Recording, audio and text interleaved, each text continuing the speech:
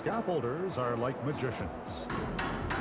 They make things appear out of thin air. The magician uses sleight of hand. The scaffolder combines caution with sure hands and sure feet.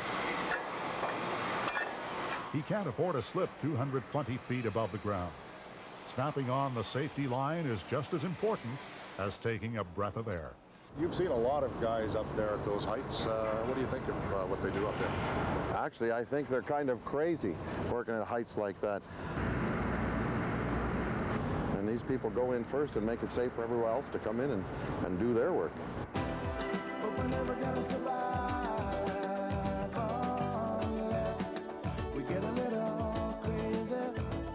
There's virtually no place too high, too tight, or too inaccessible to set up a scaffold. The scaffolder goes where few would dare to go, on the outside of ducts and inside. Unless we get a little crazy.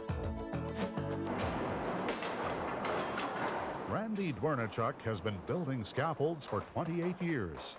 It's a job that requires strength and nerves of steel. I have to admit, it's not a job I was cut out for. Probably 250 feet up right now, right? Yeah, So it has to be really solid. it has to be solid so the guys can work up here. The welders were welding on these tubes in here, and one over there as well behind you.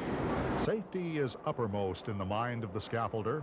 There are many potential dangers, particularly when the weather is less than ideal.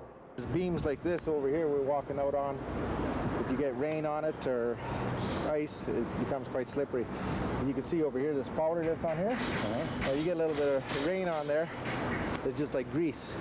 Inside these vessels and pipes, main danger in there's other material on the top falling down on you. There are many dangerous jobs in this plant, but people who have seen scaffolders do their high wire act put them at the top of the danger list. Theirs has to be about probably the most dangerous. They're the first ones into an area or at an area. It's important for companies like Inland Cement to do their maintenance as quickly as possible.